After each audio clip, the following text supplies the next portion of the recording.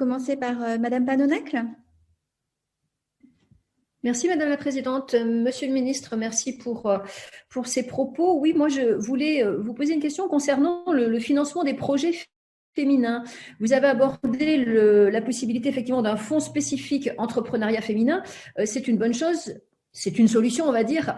Ceci dit, moi, je trouve que c'est quand même terrible d'en arriver là et que finalement les banques ne soient pas mis face à leurs responsabilités, puisque l'on sait qu'aujourd'hui, les banques financent moins les projets et l'entrepreneuriat féminin.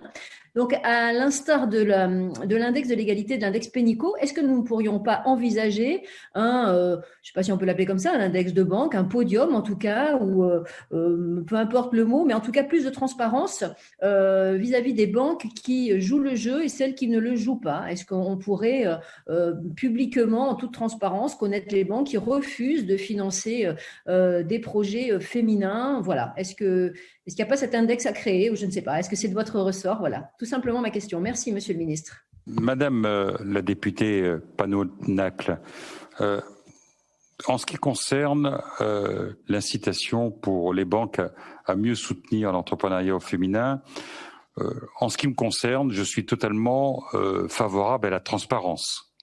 Totalement.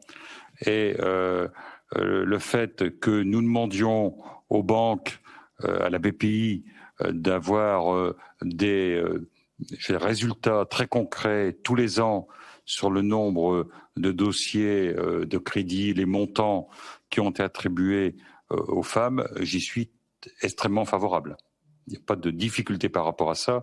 Et c'est d'ailleurs ce que je disais dans mon propos, c'est bien en donnant l'information qu'on progressera ensemble. Vous savez, j'ai le même sujet sur la question des délais de paiement, qui est un sujet différent, mais aussi sur lequel je travaille.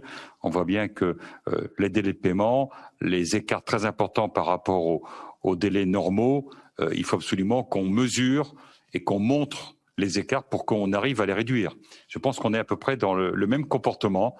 C'est en mettant en avant les résultats qu'un peu à la fois, il y aura à la fois des prises de conscience, mais également ceux qui seront vraiment à la remorque ou en retard, je pense, seront quasi obligés de faire ce geste. Et donc, je suis extrêmement favorable à ce qu'on puisse mettre en place une obligation de transparence, très clairement, de façon à ce que chacun soit mis devant ses responsabilités. Parce que je pense que c'est une question de responsabilité de l'ensemble des acteurs. Et donc, j'y suis extrêmement favorable. Monsieur